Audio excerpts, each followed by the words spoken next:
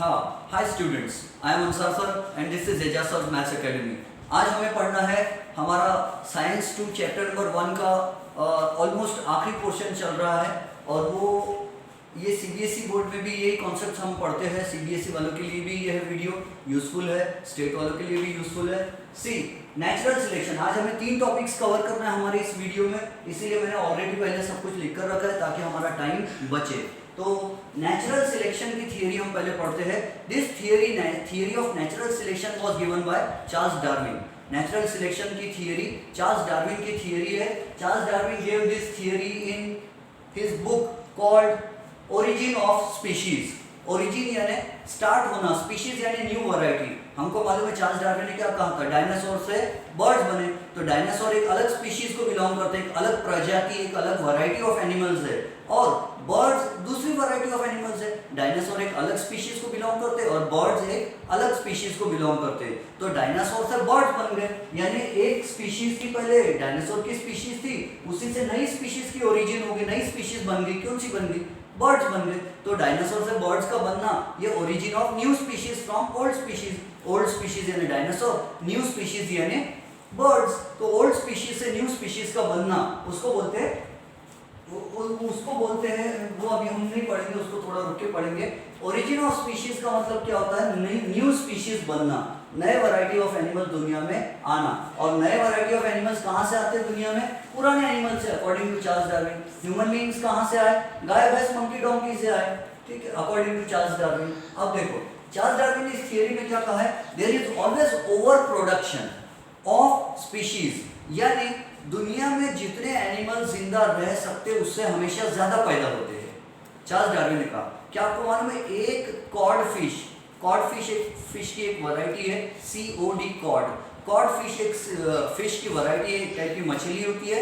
और आपको मालूम है एक कॉड फिश एक साल में नियरली 1 करोड़ अंडे देती है। एक कॉड फिश एक साल में नियरली 1 करोड़ अंडे देती है। अब एक मछली 1 करोड़ अंडे दे रही, तो एक साल में पूरा समुद्र में वो 1 करोड़ अंडे हो जाएंगे, वो भी एक फिश से। ऐसी तो कई सारी कॉड फिश है ना समुद्र में। तो there is always over production. कुत्ते बिल्ली के बच्चे आपको मालूम है कितने पैदा होते हैं? कुत्ते के बच्चे पैदा होते हैं एक साथ 6 बच्चे पैदा होते हैं, 10 बच्चे पैदा होते हैं एक साथ। तो इसको कहते हैं ओवर प्रोडक्शन। चार्ल्स डार्विन ने कहा कि दुनिया में जितने एनिमल्स जिंदा रह सकते हैं, जितने प्लांट जिंदा रह सकते हैं, हमेशा उससे ज्यादा पैदा होते हैं, चार्ल्स डार्विन ने कहा। तो कौन का एग्जांपल लिया हमने? अपने बुक में नहीं लिखा है, बट समझाने के लिए मैं ये एग्जांपल दे रहा हूँ। इन डॉग्स, है ना, कुत्ते में एक साथ 10 कुत्ते, एक साथ 10 पपीज आर बॉर्न, 10 कुत्ते के बच्चे पैदा होते हैं एक साथ। और सबसे भारी केस तो देखो कॉड फिश, एक कॉड फिश एक साल में 1 करोड़ अंडे देती है। अगर वो पूरे 1 करोड़ अंडे स्पर्म से मिलकर अगर पूरी मछलियां बन गई तो एक साल में 1 करोड़, एक फिश से 1 करोड़ फिश बन जाएगी, है ना। और उसको मिला लिए तो 1 करोड़ 1, 2 जो भी होंगी। और ऐसे तो समुद्र भर जाएगा, जगह नहीं रहेंगे रहने के लिए। और बकरी में मालूम है आपको, एक बकरी एक साथ 4 बच्चों को जन्म दे सकती है। एक बकरी को एक साथ 4 बकरी के बच्चे पैदा हो सकते हैं, और वो भी सिर्फ 6 महीने में। ह्यूमन बीइंग्स में एक बच्चे को पैदा होने के लिए 9 महीने 9 दिन लग जाते हैं नियरली, लेकिन बकरी के बच्चे 6 महीने में पैदा होते हैं। तो चार्ल्स डार्विन ने कहा कि there is always over production, यानी जितने जिंदा रह सकते दुनिया में हमेशा उससे ज्यादा पैदा होते हैं, चाहे वो। और खास करके ज्यादा बच्चे कौन से एनिमल्स के पैदा होते हैं? जिनके जीने के चांसेस कम हो। कुत्ते के बच्चे 10 क्यों पैदा होते हैं? क्योंकि उसमें से कुछ ही बच पाते हैं, बाकी बीमारी से कैसे मर जाते हैं। कॉड फिश में भी ऐसा, तो कई सारे अंडे तो खुद खा लेती है, कई सारे सांप बिच्छू खा लेते हैं, तो इस तरह से कॉड फिश की पॉपुलेशन नहीं बढ़ती। तो जितना होना चाहिए उससे हमेशा आबादी ज्यादा पैदा होती है, नंबर 1। फिर ज्यादा पॉपुलेशन पैदा होने से क्या होता है? There is cut throat competition, they fight, they compete with each other. वो एक दूसरे से कॉम्पिटिशन करते हैं। क्यों? रोटी एक है, खाने वाले मुंह 10 है। अब एक रोटी 10 लोगों को खाना है तो आपस में झगड़ेंगे, एनिमल्स में फाइट होंगी। और इसको कहते हैं कॉम्पिटिशन फॉर फूड। खाने के लिए भी झगड़ा होता है, स्पेस रहने के लिए भी झगड़ा होता है। आपको मालूम है मकड़ी में क्या होता है? जो स्पाइडर्स होती है उनकी एक ऐसी वैरायटी है कि फीमेल मकड़ी जो है जब वो अपने बच्चों को जन्म देती तो बच्चों को जन्म देते देते फीमेल मकड़ी मर जाती है। और जो बच्चे पैदा होते हैं वो अपनी मम्मी की डेड बॉडी को खा लेते हैं। फीमेल मकड़ी के, फीमेल स्पाइडर के जो बच्चे होते हैं अपनी मम्मी की बॉडी को खा लेते हैं और फिर आपस में लड़ते हो। किस लिए? स्पेस के लिए। ये मकड़ी बोलती है मेरा जाला है, वो दूसरी मकड़ी, दूसरा बच्चा बोलता है मैंने जाल बुनना है, कोई बोलते हैं दिस इज माय कॉबवेब, और वो आपस में लड़ते झगड़ते हैं, एक दूसरे को मार डालते हैं और जो मर जाता है उसकी डेड बॉडी को खा भी लेते हैं। कितने खतरनाक है वो। एंड मेट, और मेट का तो हिंदी मूवीज में कई जमाने से चल रहा है। एक हीरोइन रहती है, दो हीरो रहते, फिर उनमें आपस में फाइट होंगी, लड़ेंगे, एक मर जाएगा एक बच जाएगा। अपनी हिंदी मूवीज की बात कर रहा हूँ मैं। तो मेट यानी लाइफ पार्टनर। लाइफ पार्टनर के लिए भी झगड़े होते हैं क्योंकि ओवर प्रोडक्शन हो गया। ओवर प्रोडक्शन होने की वजह से क्या हुआ? कंपटीशन बढ़ गई है। जॉब्स में भी आप देखते हो, एक जॉब रहता लेकिन उसके लिए 1 लाख एप्लीकेशंस आती है। एक जन को जॉब देना, 1 लाख लोगों की एप्लीकेशंस आकर रखी है, किसको जॉब दे? तो ओवर प्रोडक्शन होता है हमेशा। ओवर प्रोडक्शन के बाद कंपटीशन फॉर फूड, खाने के लिए लड़ाई झगड़ा होता है। स्पेस के लिए, घर के लिए, रोटी कपड़ा और मकान, घर के लिए झगड़ा होता है एंड लाइफ पार्टनर के लिए झगड़ा होता है। फिर उसमें से क्या होता है? इसी को कहा जाता है स्ट्रगल फॉर एग्जिस्टेंस। अगर इस दुनिया में जीना है तो आपको स्ट्रगल करना पड़ेगा, संघर्ष करना पड़ेगा। एनिमल्स आपस में एक दूसरे के साथ फाइट करते, लड़ते झगड़ते, संघर्ष करते हैं, मतलब they are always in a struggle. वो हमेशा लड़ने झगड़ने के, लड़ाई झगड़े का मतलब है हमेशा कोशिश में रहते हैं। जिसको जीना है उसको लड़ना पड़ेगा और जो लड़ेगा नहीं वो मर जाएगा, वो दुनिया में नहीं रह सकता। तो it is compulsory struggle for existence, यानी जीना, एग्जिस्ट होने का मतलब है जीना, दुनिया में दिखाई देना, और स्ट्रगल यानी जिसको इस दुनिया में जीना है उसे लड़ते रहना पड़ेगा। जो लड़ने से हाथ खड़े कर देगा, जो लड़ेगा नहीं वो मर जाएगा, क्योंकि कंपटीशन फूड की, स्पेस की एंड मेट की है और इसके लिए लड़ना झगड़ना जरूरी है। अगर ये लड़ेंगे झगड़ेंगे नहीं एनिमल्स तो फिर क्या होगा? वो मर जाएंगे, मार दिए जाएंगे, दूसरे उनको मार देंगे। इसीलिए उनको स्ट्रगल करना पड़ता है एग्जिस्ट होने के लिए, जीने के लिए। जीने के लिए लड़ना, स्ट्रगल करना है। अंडरस्टूड? फिर होता है survival of the fittest. Survival of the fittest यानी जब ये कीड़े मकोड़े ये सब आपस में लड़ते झगड़ते हैं तो इनमें से जो सबसे ताकतवर है, सबसे फिटेस्ट है, वो जिंदा रह जाते हैं और बाकी मर जाते हैं। तो अच्छी क्वालिटी वाले जिंदा रह जाएंगे, बुरी क्वालिटी वाले मर जाएंगे, और जरूरी नहीं अच्छी क्वालिटी वाले ही जिंदा रहेंगे और बुरी वाले ही मर जाएंगे, ऐसा भी नहीं है। चार्ल्स डार्विन की थियरी पे ये भी एक ऑब्जेक्शन उठा था। चलो ठीक है, अब देखो सर्वाइवल ऑफ द फिटेस्ट को मैं आपको एक एग्जांपल देता हूँ जो अपनी टेक्स्ट बुक में नहीं दिया है, लेकिन पुराने सिलेबस की जो टेक्स्ट बुक थी उसमें ये एग्जांपल दिया हुआ था, है ना। जो पुराना सिलेबस था 2012 से लेकर के 2017 तक जो सिलेबस था 5 साल का नियरली, वो सिलेबस में एक एग्जांपल दिया हुआ था कि इंग्लैंड में एक सिटी है जिसका नाम है एडिनबर्ग, EDINGBURH, शायद एडिनबर्ग। तो इंग्लैंड में एक शहर है एडिनबर्ग सिटी, और वहां पर बहुत सारे ट्रीज थे। वो ट्रीज काय के थे? वो पेड़ काय के थे? तो वो पेड़ थे बर्च ट्रीज। इंग्लैंड की बात है, उस सिटी का नाम था एडिनबर्ग, एडिनबर्ग सिटी था, और एडिनबर्ग सिटी में बर्च ट्रीज थे। बर्च ट्रीज, बर्च ट्रीज कौन से कलर के होते हैं? The bark of this tree, the external cover of this tree is white in color. कौन से कलर की होती है? व्हाइट। ये जो बर्च ट्रीज होते हैं, ये इसका जो स्टेम होता है, इसका जो ट्रंक होता है, पेड़ का जो तना होता है, वो ट्रंक, पेड़ का पपड़ी व्हाइट कलर की होती थी। अब ये व्हाइट कलर के पेड़ पर इंग्लैंड में 1950 से पहले इंडस्ट्रियल रेवोल्यूशन होने का था। एवोल्यूशन का मतलब होता है धीरे धीरे चेंज, एवोल्यूशन यानी slow changes, slow and gradual changes, और रेवोल्यूशन REVOLUTION, रेवोल्यूशन का मतलब होता है सडन चेंज, अचानक से चेंज आ जाए तो उसको रेवोल्यूशन। तो इंग्लैंड में इंडस्ट्रियल रेवोल्यूशन हुआ, यानी 1950 से पहले इंग्लैंड में इंडस्ट्रीज और फैक्ट्रीज बहुत कम थी, और 1950 के बाद अचानक से इतनी सारी इंडस्ट्रीज पैदा हो गई। कपड़े सीने की मशीन, ये करने की मशीन, वो करने की मशीन, ऐसी मशीन वैसी मशीन, इतनी सारी इंडस्ट्रीज खुल गई, इतनी सारी मशीन्स आ गई कि इंडस्ट्रियल रेवोल्यूशन हो गया। इंडस्ट्रीज में एक चेंज आ गया, क्रांति आ गई, एक नया चेंज आ गया। ठीक है, आप ध्यान से समझो, 1950 से पहले इंग्लैंड में एडिनबर्ग सिटी में जो बर्च ट्रीज थे, वो बर्च ट्रीज व्हाइट कलर के थे, उसका स्टेम व्हाइट कलर का होता था, और वहां पर 2 कलर की मॉथ रहती थी, MOTH, मॉथ। मॉथ और बटरफ्लाई में क्या डिफरेंस है? मॉथ यानी लाइट के पास रहने वाले कीड़े, तो बटरफ्लाई जब बैठती है तो अपने पंख ऊपर करके बैठती है, पंख ऊपर रखती है, और मॉथ जब बैठता है, ये जो लाइट के पास का कीड़ा जब बैठता है तो अपने पंख नीचे करके बैठता है वो। तो बटरफ्लाई और मॉथ में ये डिफरेंस है। तो ये जो मॉथ वाले कीड़े थे, जो लाइट के कीड़े, जिसको परवाना भी कहते हैं उर्दू में, शमा के पास घूमने वाला परवाना, लाइट के पास घूमने वाला कीड़ा, हिंदी में इसको बोलते दीपक के पास घूमने वाला पतिंगा कीड़ा। तो ये जो मॉथ होते थे दो टाइप्स के होते थे, कुछ मॉथ काले कलर के थे और कुछ मॉथ जो थे वो सफेद कलर के थे। कुछ लोग ब्राउन भी बोलते हैं, मैं व्हाइट बोल देता हूँ, इजी हो जाएगा। तो वैसे कुछ बुक्स में व्हाइट भी आता है, मैं अपने मन से नहीं बोल रहा हूँ। सो एक कुछ मॉथ्स थे जो ब्लैक कलर के थे, मैं उनका नाम नहीं ले रहा हूँ, बिस्टन बेटुलेरिया, बिस्टन कार्बोनेरिया वगैरह, हमको अब नाम जरूरी नहीं है, पुराने सिलेबस में नाम की जरूरत थी। तो कुछ मॉथ, कुछ कीड़े जो थे लाइट के कीड़े, वो ब्लैक कलर के थे और कुछ व्हाइट कलर के थे। अब 1950 से पहले, कहानी सुनो, 1950 से पहले इंडस्ट्रियल रेवोल्यूशन नहीं हुआ था, तो वहाँ फैक्ट्रीज ज़्यादा नहीं थी और उससे धुआं नहीं निकलता था ज़्यादा।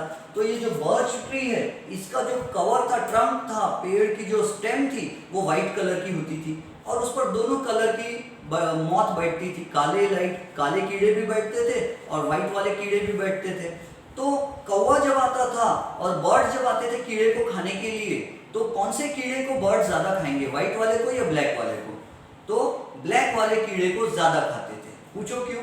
क्योंकि पेड़ का कलर कौन सा था? व्हाइट, और उस पर दो कलर के कीड़े बैठ रहे, ब्लैक भी बैठ रहे और व्हाइट भी बैठ रहे। अब कौवा जब आ रहा कीड़े को खाने के लिए, तो कौन सा कीड़ा उसको पहले दिखाई देगा? ब्लैक वाला, क्योंकि बैकग्राउंड कैसा है? व्हाइट कलर का, और उसमें ब्लैक कलर के कीड़े इजीली दिखते थे, और व्हाइट बैकग्राउंड में व्हाइट कलर के कीड़े समझ में ही नहीं आते थे वहाँ ये नहीं है। तो इंडस्ट्रियल रेवोल्यूशन से पहले एडिनबर्ग सिटी में काले वाले कीड़े की पॉपुलेशन, ब्लैक मॉथ की पॉपुलेशन बहुत कम हो गई थी और व्हाइट मॉथ की पॉपुलेशन बहुत बढ़ गई थी।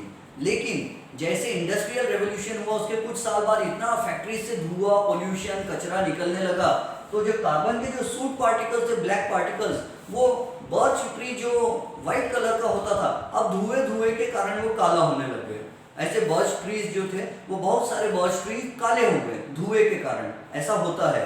मैं चंद्रपुर गया था, तो वहाँ पर कोल माइंस है, कोयले की खदान है, वो थर्मल पावर स्टेशन भी है वहाँ पर। तो कोयले का इतना पाउडर उड़ता, जो मैंने देखा झाड़ के जो ग्रीन लीव्स थे उसके ऊपर काला काला डस्ट पड़ा हुआ रहता था, यानी जो लीव्स ग्रीन दिखना चाहिए वो ब्लैक दिख रहे, क्योंकि इतना सारा डस्ट उसके ऊपर पड़ा हुआ, झाड़ पेड़ का स्टोमेटा ब्लॉक हो जाता होगा। चंद्र, अब सुनो, तो इंडस्ट्रियल रेवोल्यूशन होने से धुआं बहुत उड़ा, और धुआं बहुत ज्यादा उड़ने के कारण क्या हुआ, वो ब्लैक कलर के धुएं ने पेड़ के कलर को भी ब्लैक कर दिया। पेड़ का जो स्टेम था वो भी ब्लैक कलर का हुआ। अब उस पर जो व्हाइट वाले कीड़े बैठते थे और ब्लैक वाले कीड़े बैठते थे, तो उसमें ब्लैक वाले कीड़े दिखाई नहीं देते थे, और व्हाइट वाले जो नए पैदा हुए हुए कीड़े रहते थे वो व्हाइट वाले इजीली दिखाई देते थे। तो कौवा जब खाने के लिए आता तो काले बैकग्राउंड में काले कीड़े दिखाई नहीं देते थे, काले पे काला गायब हो जाता, दिखता नहीं, और गायब हो जाता है, दिखाई नहीं देता है ना, उनको कैमोफ्लेज मिल जाता था। तो जो कौवे आते थे वो व्हाइट वाले मौत को खाते थे और ब्लैक वाले को रहने देते थे।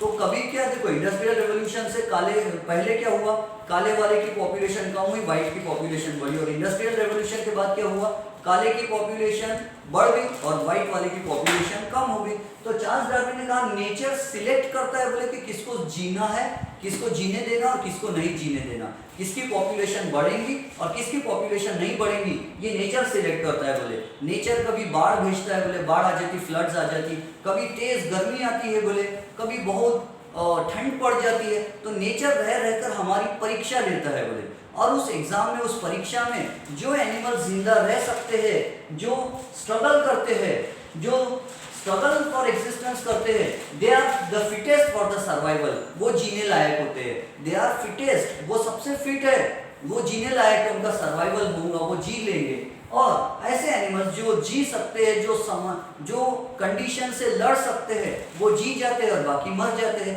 और जो जीते हैं फिर उनकी जनरेशन आगे बढ़ती है, वो रिप्रोडक्शन करते हैं, फिर रिप्रोडक्शन करने से वो अच्छे वालों की पॉपुलेशन बढ़ती है। जिन्होंने स्ट्रगल किया, जो एग्जाम में पास हो गए स्ट्रगल करके, वो उनकी पॉपुलेशन बढ़ती है। फिर नेचर फिर रह रहकर बार बार एग्जाम देता है, उसमें से सिलेक्ट करता है। तो हर राउंड में कुछ एनिमल्स मर जाते, कुछ एनिमल्स बच जाते, कुछ मर जाते, कुछ बच जाते। जैसे टीवी सीरियल या म्यूजिक चेयर का एक गेम होता है, 5 चेयर्स है और 6 लोग दौड़ते रहते गोल गोल गोल गोल, गोल, जब तक म्यूजिक चलता है तो लोग घूमते हैं, और जैसे म्यूजिक बंद हुआ तो 5 लोग चेयर पे बैठ जाते, एक जन बच जाता। जो एक जन बच गया जिसको चेयर नहीं मिली बैठने के लिए, 6 लोग दौड़ रहे थे, चेयर लाइन से चेयर लगी थी गोल गोल, 6 लोग दौड़ रहे थे गोल गोल, जब तक म्यूजिक बजेगी तब तक 6 लोग दौड़ते रहेंगे, और जैसे म्यूजिक बंद हुई तो बैठ जाना पड़ता। तो 5 लोगों को चेयर मिलती बैठने के लिए, एक जन को चेयर नहीं मिलती, क्योंकि चेयर 5 है और लोग 6 है। तो एक जन जो रहता उसको बोलते चलो यू आर आउट, तुम आउट हो गए, you are not fit for survival, you can not struggle for existence, तो उसको अलग कर देते हैं। फिर उसके बाद एक चेयर हटा देते, अब 4 चेयर और 5 लोग हैं, फिर घुमाते, तो फिर उसमें से 4 लोग को जगह मिलती, एक जन आउट हो जाता, फिर 3 चेयर रखते, 4 लोग दौड़ते, ऐसा करते करते आखिरी में एक चेयर होती और 2 जन दौड़ते, उस पर एक जन को चेयर मिलती और एक जन आउट हो जाता। फिर म्यूजिक चेयर वाला जो गेम है, इसी तरह नेचर में भी होता है कि जितना फूड है, जितनी स्पेस है और जितने लाइफ पार्टनर्स है, उससे ज्यादा आबादी पैदा होगी, फिर उनमें आपस में स्ट्रगल होगा तो जो फिट है वो सर्वाइव करेगा, वो स्ट्रगल करेगा, और बाकी के मर जाएंगे, और जो फिट रहे, जो सर्वाइव कर रहा है, उसकी पॉपुलेशन आगे बढ़ेगी। इस तरह अच्छी क्वालिटीज दुनिया में आगे बढ़ती जाती है, लेकिन ऐसा हमेशा होगा जरूरी नहीं। तो चार्ल्स डार्विन की थियरी है नेचुरल सिलेक्शन की। चार्ल्स डार्विन ने कहा कि नेचर डिसाइड करता है, बोले किसको जीने देना और किसको मार डालना। जो जीने लायक है नेचर उनको जीने देता है, और जो जीने लायक नहीं है, जिनमें क्वालिटीज नहीं है, वो मर जाते हैं। ये एक कॉन्सेप्ट हो गया। चलो अब दूसरा कॉन्सेप्ट हम आगे बढ़ते हैं, लैमार्किज्म। जीन बैप्टिस्ट लैमार्क, ये फ्रांस के एक बायोलॉजिस्ट थे, ये बायो के स्पेशलिस्ट थे, इन्होंने बायो की एक थियरी दी है। रिमेंबर थियरी का मतलब होता है कि मुझे ऐसा लगता है, शायद ऐसा हुआ होगा, उसको बोलते थियरी। चार्ल्स डार्विन की भी थियरी है, लॉ उसको बोलते जो चीज साबित हो गई, जो चीज 100% प्रूव हो गई उसको लॉ बोलते हैं। चार्ल्स डार्विन की बातें 100% प्रूव नहीं हुई, इसीलिए उसको लॉ ऑफ डार्विन नहीं कहते, डार्विन की थियरी कहते हैं। और ये भी लैमार्क जो था इसकी थियरी है, जीन बैप्टिस्ट लैमार्क, ये बायोलॉजिस्ट थे, और इन्होंने भी एक थियरी दी थी, इन्होंने भी एक बुक लिखी थी, और वो बुक में इन्होंने 2 थियरीज दी थी, 2 बातें भी दी थी। एक का नाम है use and disuse of organs. बहुत अजीब बातें इन्होंने कही है। इन्होंने कहा कि जिस बॉडी पार्ट का हम यूज करते हैं वो बॉडी पार्ट डेवलप हो जाता है, वो बॉडी पार्ट मजबूत हो जाता है, और जिस बॉडी पार्ट का हम यूज नहीं करते वो बॉडी पार्ट डीजेनरेट हो जाता है, वो बॉडी पार्ट धीरे धीरे छोटा होके गायब हो जाता है, यानी बहुत अंडर डेवलप्ड रह जाता है। फॉर एग्जाम्पल, अगर मैं अपने इस हाथ का बहुत यूज करता हूँ, इस हाथ से डंबल्स उठा के जिम में एक्सरसाइज करता हूँ, तो मेरा ये हाथ बहुत मोटा हो जाएगा, मजबूत हो जाएगा। और अगर मैं ये हाथ से कोई वेट नहीं उठाता हूँ तो ये हाथ मेरा पतला रह जाएगा। तो ये हाथ को यूज किया मैंने तो ये हाथ मजबूत हो गया, ये हाथ का मैंने यूज नहीं किया तो ये हाथ कमजोर रह गया। तो बात तो सही है, जिस बॉडी पार्ट का तुम ज्यादा यूज करोगे वो ज्यादा स्ट्रांग बनेगा, है ना, और जिस बॉडी पार्ट का आप यूज नहीं करोगे वो स्ट्रांग नहीं रहेगा, वो तो वीक रह जाएगा। तो इसको बोलते हैं यूज एंड डिसयूज। मिसयूज अलग होता है, मिसयूज यानी गलत इस्तेमाल, डिसयूज यानी नो यूज। तो जिस बॉडी पार्ट को आप यूज कर रहे हो वो मजबूत बन जाता है, स्ट्रांग बन जाता है, वो डेवलप होता है, और जिस बॉडी पार्ट को आप यूज नहीं करते हो, चाहे वो एनिमल हो, चाहे वो कोई भी एनिमल हो, जो बॉडी पार्ट का यूज, जिस बॉडी पार्ट का यूज नहीं करेंगे वो अंडर डेवलप्ड रह जाएगा, वो स्ट्रांग नहीं बनेगा। ठीक है, इन्होंने उसका कुछ एग्जांपल दिया। इन्होंने कहा बहुत साल पहले किसी जंगल में फेमाइन आ गया था, फेमिन आ गया था, यानी अकाल पड़ गया था, बारिश नहीं हुई थी कई वर्षों तक। तो बारिश नहीं होने के कारण क्या हुआ, वहां पर जमीन पे घास लगना बंद हो गई। अब जमीन पर घास नहीं लगी, there was no food, there was no grass on the land, and only the tallest trees were able to provide food to the giraffes. Only जो ऊंचे ऊंचे टॉल ट्रीज थे उसके ऊपर पत्तियां लगी थी, लीव्स लगे थे। कौन से पेड़ पर? जमीन की घास नहीं लगी। लेकिन जो लंबे लंबे पेड़ थे जिनकी रूट्स बहुत जटाई लटाई बहुत लंबी दूर जाके पानी खींच के ला लेती है, तो जो बड़े बड़े पेड़ थे उस पे पत्तियां लगी हुई थी। तो क्या हुआ, देखो लैमार्क ने कुछ अजीब चीज कहा है, ध्यान से सुनना, कि इसने कहा कि जो जिराफ थे पुराने जमाने में, वो जिराफ की गर्दन घोड़े की तरह, गधे की तरह गर्दन होती थी, छोटी सी गर्दन होती थी बोले। उनका जो गला है, उनकी जो नेक है, उसकी हाइट कम होती थी बोले। लेकिन कुछ जिराफ्स ने कोशिश किए और ऊपर के झाड़ के पत्ते खाए बोले, ऐसे लंबे लंबे उछल उछल कर जंप करके गर्दन को लंबा कर करके तो उन्होंने गर्दन का क्या किया, यूज किया, गर्दन की एक्सरसाइज हो गई। तो उनकी गर्दन बोले कुछ आधा 1 सेंटीमीटर लंबी हो गई। समझो, एग्जाम में ये मत लिखना आधा सेंटीमीटर, मैं समझाने के लिए यूज कर रहा हूँ। तो कोशिश करने से उनकी गर्दन थोड़ी सी लंबी होगी। अब उनकी जो गर्दन लंबी होगी, उनका जो गला नेक लंबी होगी, पहले जिराफ की गर्दन छोटी थी, लेकिन ऊपर लटक लटक कर उछल उछल कर घास खाने झाड़ी पत्ती खाने के चक्कर में उनकी गर्दन लंबी हो गई और उनका पेट भी भर गया। जब उनका पेट भर गया तो उन्होंने रिप्रोडक्शन किया और फिर नए जिराफ पैदा हुए। तो जो नए जिराफ पैदा हुए उनकी गर्दन ऑलरेडी 1-2 सेंटीमीटर लंबी पैदा हुई, ऐसा लेमार्क ने कहा। पुराने जिराफ ने थोड़ी कोशिश की है तो गर्दन लंबी हो गई 1-2 सेंटीमीटर, और जब उनके बच्चे पैदा हुए तो ऑलरेडी 1-2 सेंटीमीटर लंबी गर्दन थी। फिर क्या हुआ, फिर जो नए जिराफ थे बच्चे वो बड़े हुए, फिर उन्होंने भी लंबी लंबी उछल उछल कर गर्दन ऊंची ऊंची कर कर झाड़ी पत्ती खाने की कोशिश की है। तो उन्होंने कोशिश की तो और 2-4 सेंटीमीटर गर्दन लंबी होगी। फिर उनके बच्चे हुए तो उनकी ऑलरेडी 6-7 सेंटीमीटर लंबी गर्दन पैदा हुई। फिर और अगली जनरेशन आई, तो ऐसी जनरेशन आफ्टर जनरेशन कोशिश करते करते करते बोले हर जनरेशन में थोड़ी थोड़ी लंबी गर्दन वाले जिराफ पैदा हुए, और आज की जनरेशन में बहुत लंबी गर्दन वाले, बहुत लंबी नेक वाले जिराफ पैदा होते हैं। तो लेमार्क ने क्या कहा, जो क्वालिटीज हमारी बॉडी में हम अक्वायर करते हैं, हम जो सीख लेते हैं, या हमारी बॉडी में जो चेंजेस आ जाते हैं, वो चेंजेस अगली जनरेशन में पहुंच जाते हैं। लेकिन ये थियरी सुपर डुपर फ्लॉप हुई थी। क्यों मालूम है, अगर समझो मैं अंसार सर हूँ और मैं जिम ज्वाइन कर लेता हूँ और मैं बहुत जिम में बहुत अच्छे ढोले शोले बना लेता हूँ, बहुत बॉडी बना लेता हूँ, एकदम बहुत अच्छा बॉडी बिल्डर बन जाता हूँ, और फिर मेरा कोई बेटा पैदा होता है समझो, तो क्या मेरा बेटा बचपन में बॉडी बिल्डिंग के साथ पैदा होगा? क्यों? इसने तो कहा, बोले हम जो जिराफ की गर्दन लंबी हो गई थी, बोले उसके बच्चे पैदा हुए तो ऑलरेडी लंबी गर्दन वाले बच्चे पैदा हुए। तो क्या ऐसा हो सकता है? अगर मैं बॉडी में अपने चेंजेस ला लूँ, अगर मैं जिम मार के बॉडी बिल्डिंग कर लूँ और फिर मेरे बच्चे पैदा हो जाए, तो क्या वो बचपन से बाय बर्थ बॉडी बिल्डर पैदा होंगे? नहीं। क्यों? क्योंकि ओनली वही क्वालिटीज अगली जनरेशन में जाती है जो जीन्स में होती है। हाइट अगली जनरेशन में जा सकती, आंखों का कलर अगली जनरेशन में जा सकता, ठीक है, कॉम्प्लेक्शन अगली जनरेशन में जा सकता। उसके अलावा बाल कैसे रहेंगे, बालों की ग्रोथ ज्यादा रहेंगी या कम रहेंगी, ब्लॉन्ड हेयर रहेंगे या ब्लैक हेयर रहेंगे, लिप्स कैसे रहेंगे, ये क्वालिटीज, हाइट कितनी रहेंगी, आंखें कैसी रहेंगी, ये क्वालिटीज अगली जनरेशन में जा सकती, क्योंकि ये क्वालिटी जेनेटिक होती है, इसमें जीन्स में ये इंफॉर्मेशन डीएनए में स्टोर होती। तो जो क्वालिटी डीएनए में होती है स्टोर्ड, जेनेटिक कोड के लैंग्वेज में, एटीसीजी के लैंग्वेज में, वो क्वालिटी अगली जनरेशन में जाती। ये बॉडी बिल्डिंग बनाने वाली सीखी हुई क्वालिटी अगली जनरेशन में नहीं जाती। अगर मैं बहुत पढ़ाई कर लूँ और मैं पीएचडी कर लूँ, बहुत बड़ी डिग्री ले लूँ, और तो ऐसा नहीं होगा कि मेरा कोई बेटा बेटी पैदा हो तो अपने आप उनको डिग्री लेके पैदा हो जाएंगे, पीएचडी पैदा होंगे बच्चे। तो अक्वायर्ड कैरेक्टरिस्टिक्स अगली जनरेशन में नहीं जाते, रॉन्ग, ऐसा नहीं होता। लेकिन लेमार्क ने कहा था ऐसा होता है। उसने कहा था कि जो ब्लैकस्मिथ्स होते हैं, बोले लोहार लोग होते, तो लोहार लोग लोहे को गर्म करते और लोहे को गर्म करके ठोक ठोक के वो लोहे की हथौड़ी, लोहे की बहुत सारी चीजें बनाते हैं, उसको ठोकते रहते थे, हैमर्स की, they keep on hammering on the iron. तो उससे क्या होता है, बोले उनके ये जो शोल्डर्स होते हैं और उनके जो आर्म्स होते हैं, तो लोहे को ठोकने के कारण उनकी एक्सरसाइज हो जाती है, बोले, और उनके हाथ मजबूत हो जाते हैं। यहाँ तक सही है कि लोहे को ठोक ठोक कर उनके हाथ मजबूत हो जाते हैं, ये बात सही है।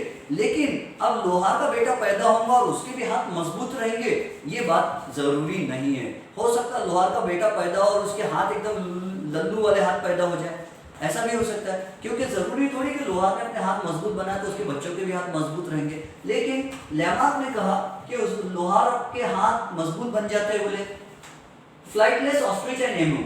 उसने कहा कि ऑस्ट्रिच जो उड़ते नहीं है और एमू बर्ड है लेकिन वो उड़ नहीं सकता। आपको मालूम है, एमू बर्ड है लेकिन वो उड़ नहीं सकता। क्यों?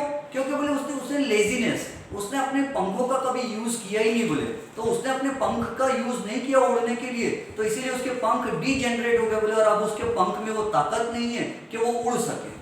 तो इसने कहा जो बॉडी पार्ट को हम यूज करते हैं वो बॉडी पार्ट डेवलप होता है, उसमें ताकत आ जाती है, हम उसको आगे और यूज कर सकते हैं, और वो क्वालिटी अगली जनरेशन में भी जाती है। और जिस बॉडी पार्ट को हम यूज नहीं करते वो बॉडी पार्ट वीक रह जाता और वो अगली जनरेशन में वीक बॉडी पार्ट के साथ बच्चे पैदा होते हैं, ऐसा उसने कहा।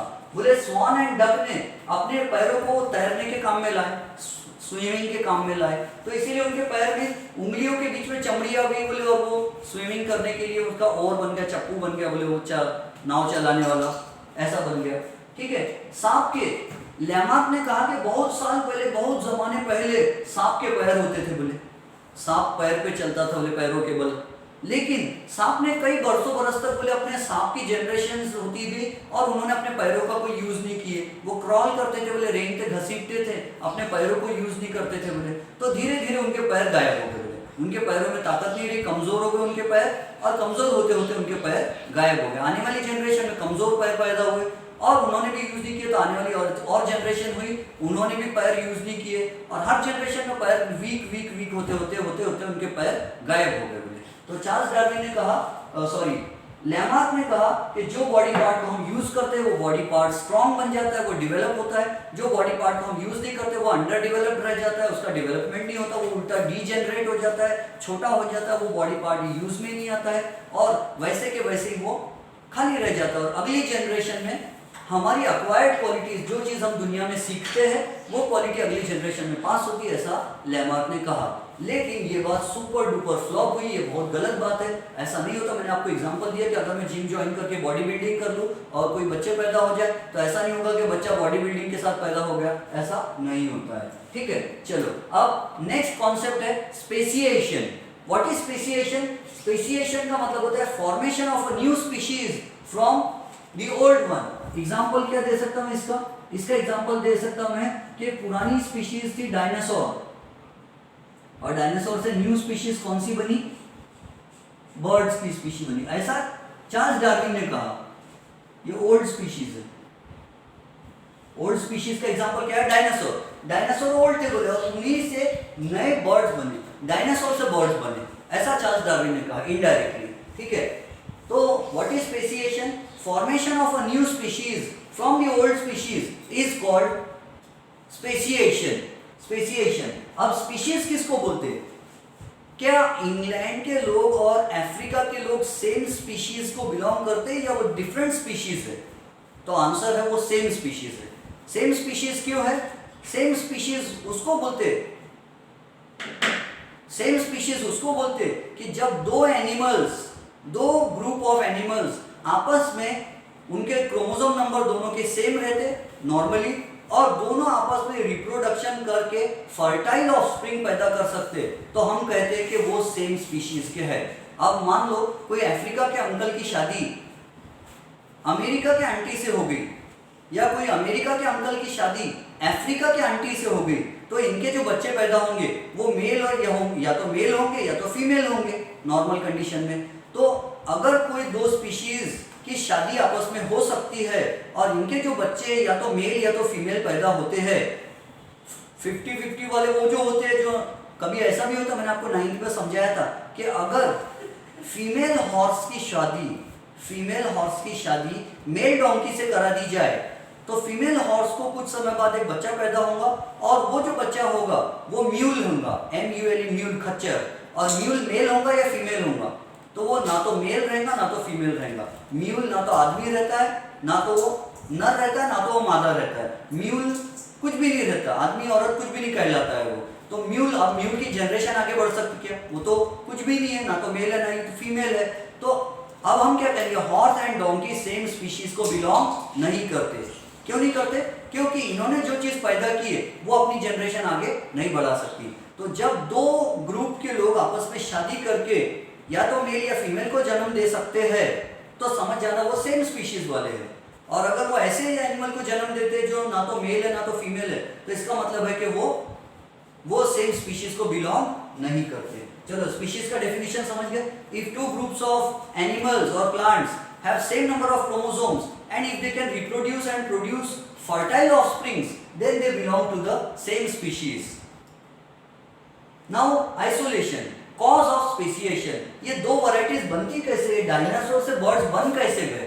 तो चार्ल्स डार्विन ने बताया कि एक ही ग्रुप में बहुत सारे एनिमल्स रहते हैं, लेकिन वो कुछ समय के लिए जुदा हो जाते हैं, फिर उनमें अलग क्वालिटीज आ जाती है, इनमें अलग क्वालिटीज आती है, और वो अलग अलग हो जाते हैं। यानी कहने का मतलब ये है, फॉर एग्जाम्पल कि कोई एक जगह थी, वहां बहुत ग्रीन ग्रास लगती थी, हरी हरी घास लगती थी, और वो हरी घास में से क्या हुआ, वहां पर 100 कीड़े थे, 100 ग्रास हॉपर्स थे, 100 टिड्डे थे, टिड्डे बोलते ग्रास हॉपर, घोड़ा ग्रीन कलर का, 100 थे वो, 100। फिर क्या हुआ, 50 पहाड़ी के उस पार चले गए और 50 पहाड़ी के इस पार है, दोनों जगह घास उग रही है, दोनों जगह ये रह रहे हैं, ठीक है। और घोड़े का कलर, वो ग्रास हॉपर का कलर ग्रीन होता है और घास का भी कलर ग्रीन है।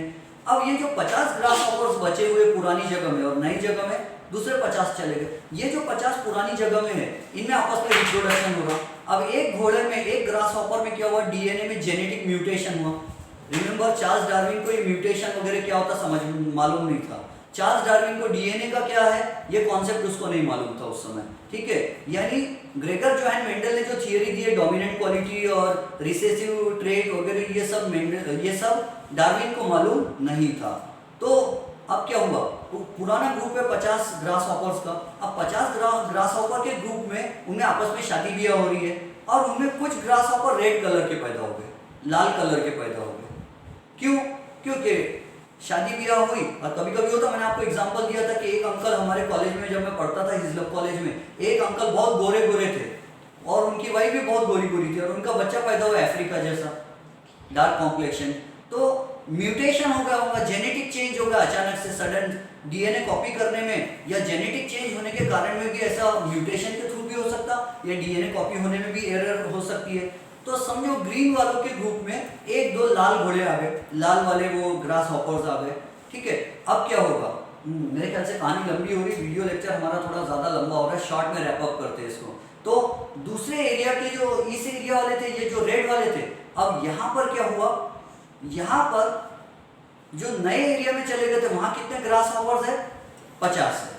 अब 50 के बदले 75 हो गए, 75 हो गए, पॉपुलेशन उनकी भी बढ़ गई। और यहाँ पर भी 50 थे तो अब कितने हो गए, 75 हो गए। दोनों जगह पॉपुलेशन मान लो इक्वली बढ़ गई। लेकिन पुरानी जो जगह थी वहाँ के ग्रास हॉपर में 75 में से 25 ग्रास हॉपर रेड कलर के, क्योंकि इनमें एक नया वैरायटी पैदा हो गया जेनेटिक चेंज होने के कारण। फिर उसने दूसरे से शादी किया तो वो भी, उसके भी बच्चे रेड हुए। फिर उसने किसी से शादी किया तो उसके भी बच्चे रेड हो गए। उसने किसी से शादी किया तो उसके भी बच्चे रेड हो गए। तो रेड वालों की भी आबादी बढ़ रही, ग्रीन की भी आबादी बढ़ रही। तो 50 की जगह 75 हो गए, मान लो ऐसे। उसमें मैथमेटिकल मिस्टेक हो सकता है मेरा, बट वो सबको नेग्लेक्ट कर दो। तो 50 ग्रास हॉपर्स दोनों जगह 50-50 थे, अब दोनों जगह 75-75 हो गए। लेकिन नया जो एरिया है वहाँ पहाड़ी के उस पार का नया एरिया, वहाँ पूरे 75 ग्रास हॉपर्स कौन से कलर के हैं, ग्रीन। और ये पुराने एरिया में 50 ग्रीन है और 25 जो है वो रेड कलर के ग्रास हॉपर्स है, ठीक है। और दोनों जगह कौवे घूम रहे, दोनों जगह पर कौवे घूम रहे। यहाँ के भी एरिया में कौवे आ गए, नए आए क्रोज, और वो नई वाला जो एरिया है वहां पे भी न्यू क्रोज, नए कौवे आ गए। अब कौवे लोग ने क्या चालू किए, अटैक करना चालू किए, ठीक है। तो अटैक करते करते क्या हुआ, वहां जो 75 थे, अच्छा ईगल, फिर कौवे के साथ में ईगल भी आ गई, चील भी आ गई। तो चील ने क्या किया, चील ने क्या किया, कौवे को खाने की कोशिश की। और चील का एग्जाम्पल हटा देते, तो कौवे की पॉपुलेशन बढ़ गई। तो कौवे ने क्या किया, कौन से ग्रास हॉपर को कौवा खाएगा, ग्रीन को या रेड को, रेड को खाएगा। कहानी थोड़ी लंबी हो रही है ना, तो एक काम करते, चील आई और चील ने क्या किया, दोनों जगह के कौवे को खा डाला। अब दोनों जगह के कौवे खा लिए और फिर क्या हुआ, कहाँ की पॉपुलेशन, अभी कहानी लंबी हो रही है मेरे ख्याल से, थोड़ा ज़्यादा टाइम हो जाएगा। कौवे कुछ अटैक करने लगे, तो कौवा कौन से इंसेक्ट को खाएगा, ग्रास हॉपर को खाएगा, रेड वाले को या ग्रीन वाले को, रेड वाले को खाएगा, क्योंकि घास ग्रीन है और उसमें ग्रीन वाले ग्रास हॉपर छुप सकते हैं इजीली, कैमोफ्लेज हो जाता है, रेड वाले दिख जाते हैं जल्दी से। तो उसने रेड वालों को खाना चालू कर दिया और ग्रीन वाले बच गए और दूसरे एरिया में गए तो वहां पर भी वैसे। लेकिन कहानी लंबी हो रही है, मैं उसको शॉर्ट में लपेटता हूँ। हमको इतनी डिटेल में पढ़ने के लिए नहीं कहा गया, इतना एग्जाम्पल नहीं पढ़ना है। आइसोलेशन का मतलब क्या है, अगर एक ही ग्रुप के दो ग्रुप्स बन जाए, आधा ग्रुप इधर चला गया ज्योग्राफिकल दूसरे एरिया में, आधा ग्रुप दूसरे एरिया में चला गया, एक अफ्रीका में रहने के लिए चला गया एक ग्रुप, और एक ग्रुप कश्मीर में रहने के लिए आ गया, तो इधर ठंडी का मौसम चल रहा है, उधर गर्मी ही गर्मी है, तो आइसोलेशन हो गया इनमें। आइसोलेशन यानी सेपरेशन, दो ग्रुप्स अलग हो गए। अब क्या होगा, बहुत समय तक इनके बीच में आपस में रिप्रोडक्शन नहीं होगा।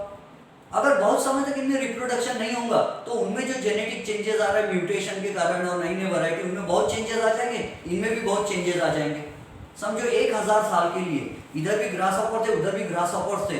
1000 साल तक ये 50 ग्रास हॉपर एक एरिया में गए, 50 ग्रास हॉपर दूसरे एरिया में चले गए, और 1000 साल तक इनकी मुलाकात नहीं हुई। इधर के ग्रास हॉपर इधर नहीं आए, उधर के ग्रास हॉपर इधर नहीं आए। 1000 साल तक ये अलग रह गए, 1000 साल तक ये ग्रास हॉपर्स अलग अलग रह गए। फिर क्या हुआ, इनमें नए नए वेरिएशंस आते रहेंगे। जैसे चार्ल्स डार्विन ने कहा, हर बार नए नए वेरिएशन, नए नए चेंजेस आते रहते। तो उधर के ग्रास हॉपर्स कुछ अलग ही बन गए, इधर के ग्रास हॉपर्स कुछ अलग ही बन गए। अब उनकी शादी कराने का सोच रहे तो शादी पॉसिबल ही नहीं हो रही। क्यों नहीं पॉसिबल हो रही? क्योंकि वो अलग स्पीशीज बन गए और ये अलग स्पीशीज बन गए। अब इनकी शादी कराने का सोच भी रहे तो क्यों नहीं हो पा रहा है?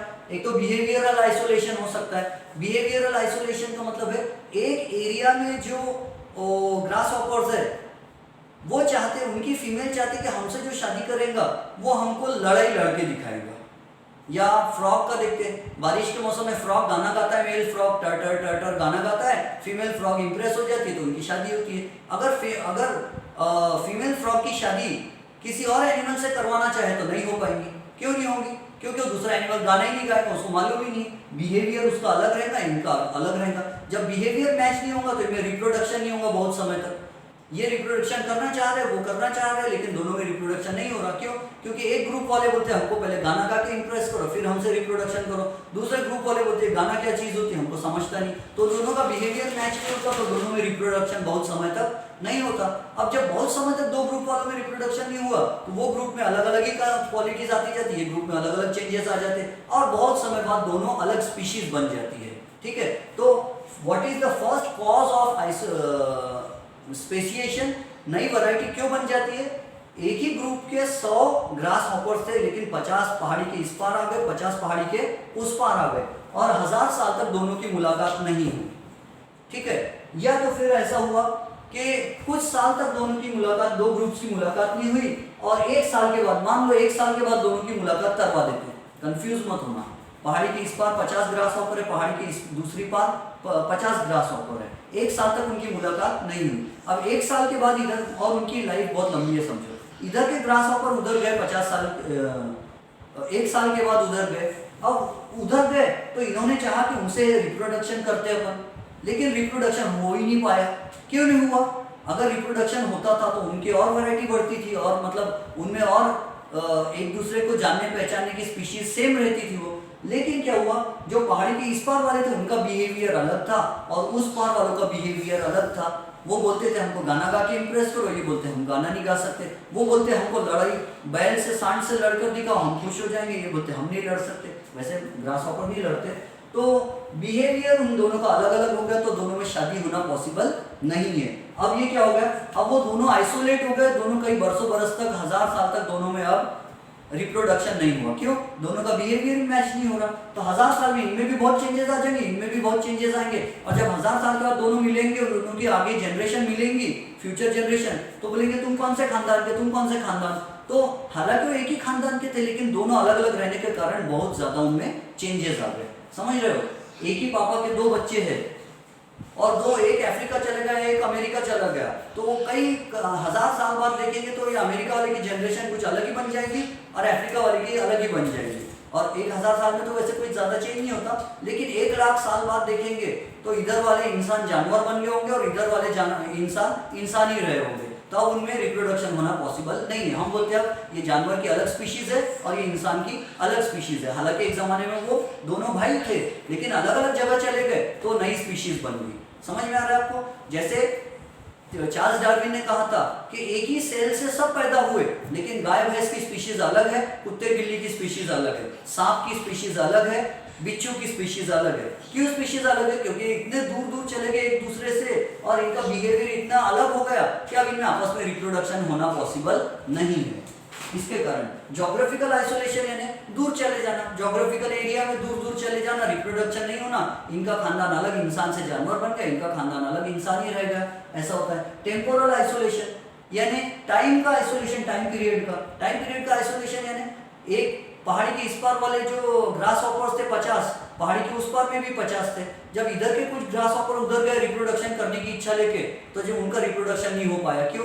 क्योंकि पहाड़ी के उस पार वाले बोले हम तो रेनी सीजन में रिप्रोडक्शन करते और इधर के ग्रास हॉपर बोले नहीं हम तो समर सीजन में रिप्रोडक्शन करते, तो दोनों का रिप्रोडक्शन पॉसिबल ही नहीं है। क्योंकि उनके टाइम पीरियड में डिफरेंस आ गया, इनके रिप्रोडक्शन का टाइम अलग है, इनके रिप्रोडक्शन का टाइम अलग है। याद रखो सिर्फ ह्यूमन बीइंग्स ऐसे हैं जो साल भर में कभी भी रिप्रोडक्शन कर सकते हैं। एनिमल्स में क्या होता है, उनका एक ब्रीडिंग सीजन आता है। मेंढक में रिप्रोडक्शन का सीजन कौन सा रहता है, बारिश का मौसम, टर टर टर टर मेंढक गाना गाता है, मेल वाला फीमेल को इंप्रेस करता है, जैसे अपनी हिंदी मूवीज में हीरो हीरोइन के घर के सामने गिटार बजाता है। तो इनमें रिप्रोडक्शन का एक ब्रीडिंग सीजन रहता है, तो दोनों का रिप्रोडक्शन सीजन अलग अलग है, तो दोनों में आपस में रिप्रोडक्शन नहीं होगा। अब रिप्रोडक्शन नहीं हो रहा तो दोनों का मिलन नहीं हो रहा, दोनों अलग अलग रह रहे। अब दोनों अलग अलग रह रहे तो इसकी वैरायटी अलग बन जाएंगी, इसकी जनरेशन अलग हो जाएंगे, दोनों में बहुत चेंजेस आ जाएंगे और कई वर्षों बाद एक देखे डायनासोर रह गए, एक देखे तो बर्ड्स बन गए, ऐसा हो जाएगा। फिजियोलॉजिकल आइसोलेशन होता है, यानी अगर डायनासोर की बॉडी में, अगर समझो मान लो इस दुनिया में फीमेल डायनासोर है और फीमेल डायनासोर की बॉडी में कोई बर्ड अपने स्पर्म डाल दे, तो क्या वो स्पर्म जिंदा रहेंगे? नहीं, वो स्पर्म्स मर जाएंगे, क्योंकि एक एनिमल के एक स्पीशीज वाले का स्पर्म दूसरे इसमें नहीं रह सकते अगर, तो उनकी जनरेशन आपस में आगे बढ़ नहीं सकती। और इस तरह जनरेशन आपस में नहीं बढ़ पा रही उनकी, तो वो दोनों अलग अलग वैरायटीज बन जाएंगे कुछ समय में। जेनिटल ऑर्गन्स, किसी के रिप्रोडक्टिव ऑर्गन अलग है और फीमेल का रिप्रोडक्टिव ऑर्गन अलग है, तो दोनों में आपस में रिप्रोडक्शन नहीं हो सकता। हम ऐसा नहीं कर सकते कि किसी शेर की शादी किसी अर्थवर्म से करा दे, शेर की लायन की शादी अर्थवर्म से नहीं हो सकती। क्यों? लायन के रिप्रोडक्टिव ऑर्गन अलग होते हैं, अर्थवर्म का रिप्रोडक्टिव ऑर्गन अलग होता है, तो जब ये मैच नहीं होते तो हम इनमें शादी नहीं करा सकते, तो ये दो अलग अलग स्पीशीज बन जाती। तो इसका मतलब ये है कि दो में आपस में रिप्रोडक्शन नहीं हो पाना, ये है कॉजेज ऑफ स्पेसिएशन। कहने का मतलब दो ग्रुप्स एक दूसरे से अलग अलग क्यों हो जाते हैं। एक ही ग्रुप के लोग दो ग्रुप्स में डिवाइड हो गए और वो दो ग्रुप, एक ग्रुप डायनासोर बन गया, एक ग्रुप बर्ड्स बन गया। क्यों? क्योंकि एक ग्रुप वाले दूसरे ग्रुप से आपस में रिप्रोडक्ट, देखो कंफ्यूज मत होना, एक ही ग्रुप के लोग दो ग्रुप्स में डिवाइड हो गए, आधे इधर गए आधे इधर गए, इधर वाले जो थे वो डायनासोर बन गए, इधर वाले जो थे वो बर्ड्स बन गए। ऐसा क्यों हुआ? क्योंकि बहुत समय तक इनमें आपस का बिहेवियर मैच नहीं हुआ, तो इनमें रिप्रोडक्शन नहीं हो पाया। ज्योग्राफिकल एरिया इतना दूर दूर तक आपस में कभी भी इनका रिप्रोडक्शन नहीं हुआ। दोनों का टाइम पीरियड ऐसा था, ये गर्मी में रिप्रोडक्शन करते थे, वो सर्दी में रिप्रोडक्शन करते थे। फिर इनके स्पर्म उनकी बॉडी में जिंदा नहीं रहते थे, इनका एग इनकी बॉडी में जिंदा नहीं रहता था, या स्पर्म जिंदा नहीं रहता एक्चुअली, और रिप्रोडक्टिव ऑर्गन मैच नहीं हो रहे कुछ समय बाद। तो इसके कारण क्या, दो ग्रुप्स का आपस में रिप्रोडक्शन कई वर्षों बरस तक नहीं हो पाया, तो ये अलग एनिमल्स बन जाएंगे और ये अलग एनिमल्स बन जाएंगे। और कई वर्षों बाद जब अब ये आएंगे, बोलेंगे चलो अब रिप्रोडक्शन करके देखते, तो पॉसिबल नहीं होगा। क्यों? क्योंकि ये एक अलग स्पीशीज बन चुकी है और ये दूसरी अलग स्पीशीज बन चुकी है। तो एक ही स्पीशीज से दूसरी नई स्पीशीज बन जाना, उसको बोलते हैं स्पेसिएशन। जैसे डायनासोर से बर्ड्स बने, चार्ल्स डार्विन ने कहा डायनासोर से बर्ड्स बने, तो डायनासोर पुरानी स्पीशीज थे और बर्ड्स न्यू स्पीशीज है। अब क्या आप डायनासोर को और बर्ड का रिप्रोडक्शन करके दिखा सकते? नहीं होगा, रिप्रोडक्शन अनसक्सेसफुल होगा, क्योंकि ये दो अलग अलग स्पीशीज को बिलोंग करते हैं। और ये अलग अलग स्पीशीज को क्यों बिलोंग करते? क्योंकि इनका मिलन नहीं हुआ, इनमें रिप्रोडक्शन नहीं हुआ। क्यों नहीं हुआ रिप्रोडक्शन? पहला कारण, रिप्रोडक्शन इसलिए नहीं हुआ क्योंकि दोनों का बिहेवियर अलग था। डायनासोर अलग बिहेवियर करते थे, बर्ड्स का बिहेवियर अलग था। पहले हालांकि वो एक जैसे दिखते थे, लेकिन फिर भी बिहेवियर मैच नहीं होता था। पहले पूरे डायनासोर थे, लेकिन बिहेवियर मैच नहीं होने से कुछ धीरे धीरे बर्ड्स बन गए और कुछ धीरे धीरे डायनासोर रह गए। बात समझ रहे हो? कहानी कंफ्यूज तो नहीं हो रहे? दोनों भी डायनासोर का एक ग्रुप था, दोनों ग्रुप डायनासोर का था, लेकिन कुछ डायनासोर बर्ड्स बन गए, कुछ डायनासोर ही रह गए। क्यों? क्योंकि ये डायनासोर और दूसरे दोनों ग्रुप जो थे डायनासोर के, उनका आपस में रिप्रोडक्शन नहीं हो सका। क्यों नहीं हो सका? क्योंकि दो ग्रुप्स का बिहेवियर मैच नहीं होता था, दो ग्रुप्स का ज्योग्राफिकल एरिया इतना दूर था एक दूसरे से कि वो जाके मिलन नहीं कर सकते थे, दोनों का ब्रीडिंग सीजन अलग था। उधर के जो डायनासोर थे गर्मी में रिप्रोडक्शन करते थे, इधर के डायनासोर ठंडी में रिप्रोडक्शन करते थे, तो मैचिंग नहीं हो रहा उनका रिप्रोडक्शन। फिर इधर के डायनासोर के स्पर्म दूसरे वाले डायनासोर की बॉडी में जिंदा रहते नहीं थे, स्पर्म मर जाते थे। और रिप्रोडक्टिव ऑर्गन्स में भी चेंजेस थे कुछ कारण से, तो उनके रिप्रोडक्टिव ऑर्गन्स भी मैच नहीं होते थे, इसलिए उनमें रिप्रोडक्शन नहीं हुआ। कई वर्षों बरस तक रिप्रोडक्शन नहीं हो पाया। इधर का एक ग्रुप था, इधर का एक ग्रुप, तो इधर के ग्रुप वाले आपस में रिप्रोडक्शन कर करके डायनासोर की आबादी बढ़ाते गए, और उधर के ग्रुप वाले अपनी आबादी बढ़ा के चेंजेस करते करते वो बर्ड्स बन गए। और कई वर्षों बाद बर्ड्स को डायनासोर को लाके मिलाओ और बोलो कि तुम एक ही ग्रुप के थे पहले, तो बोलेंगे कहाँ एक ही ग्रुप के हैं, ये हम बर्ड है, ये डायनासोर है, हम तो अलग अलग स्पीशीज के। तो एक्चुअली चार्ल्स डार्विन ने कहा ये अलग स्पीशीज के नहीं है, ये पहले एक ही थे, बाद में इनमें चेंजेस आके अलग हो गई। और चेंजेस आने का कारण क्या है? ये बात समझ रहे हो? आई होप कि आपको कॉन्सेप्ट समझा होगा। अगर कोई डाउट रहता है तो मुझे व्हाट्सएप पर मैसेज करना, मैं आपका डाउट क्लियर कराऊंगा। ठीक है, हैव अ नाइस टाइम।